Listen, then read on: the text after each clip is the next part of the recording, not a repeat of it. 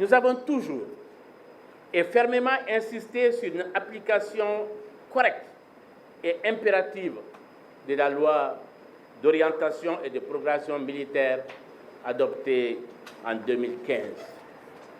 C'est pourquoi, face à une nouvelle fois, malheureusement à la gravité de la situation, nous ne cesserons pas, comme nous n'avons jamais cessé de rappeler au régime Ibeka, qu'aucune indiscipline ni délinquance financière ne doivent être tolérées dans la gestion des ressources allouées à nos forces armées et de sécurité.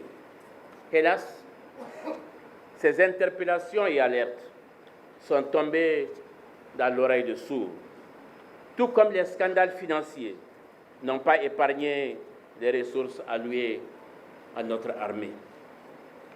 Le président Ibeka a encore une fois de plus donné raison à l'opposition. Il a encore une fois donné raison à l'opposition en reconnaissant lors de la dernière interview dans le journal Jeune Afrique daté du 30 juin 2019 que les 2 hélicoptères Puma achetés pour l'armée sont cloués au sol depuis leur acquisition faute de maintenance. Tout en clamant et martelant haut et fort à la une du 10 journal que nous sommes en guerre. Nous sommes en guerre. Le président de la Commission de la Défense de l'Assemblée nationale, un très proche pourtant du président, est allé jusqu'à se poser ouvertement, pour ne pas dire naïvement, la question de savoir si notre pays n'a pas été floué lors de l'achat de ces 2 hélicoptères. Pourtant, plus de 7 milliards de francs CFA ont été décaissés par l'État pour cette opération d'achat.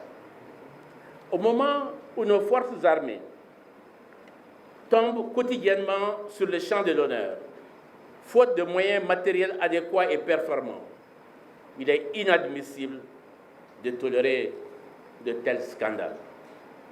Affirmer sans embâche que notre pays est en guerre et utiliser ou laisser utiliser à d'autres fins les ressources destinées à équiper et à former l'armée malienne pour qu'elle puisse faire face à l'ennemi et l'annihiler à tout moment et partout sur le territoire national, cette affirmation, dis-je, constitue un acte assimilable, je dis bien un acte assimilable à la haute trahison de la part du chef suprême des armées,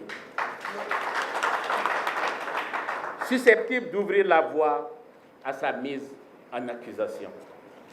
C'est pourquoi nous avons saisi l'Assemblée nationale du Mali d'une demande formelle à la date du 26 août 2019 afin qu'elle procède à toutes les investigations nécessaires et urgentes pour répondre aux questions suivantes et éventuellement à d'autres.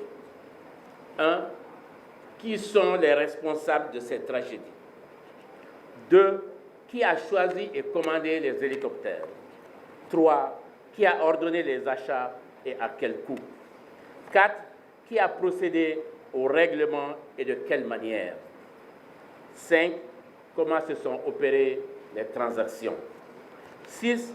Pourquoi les hélicoptères Puma sont-ils cloués au sol? 7. Pourquoi les avions Super Tucano livrés n'ont-ils pas les équipements de combat appropriés? 8. Pourquoi 2 avions Super Tucano n'ont-ils jamais, je dis bien jamais, été livrés?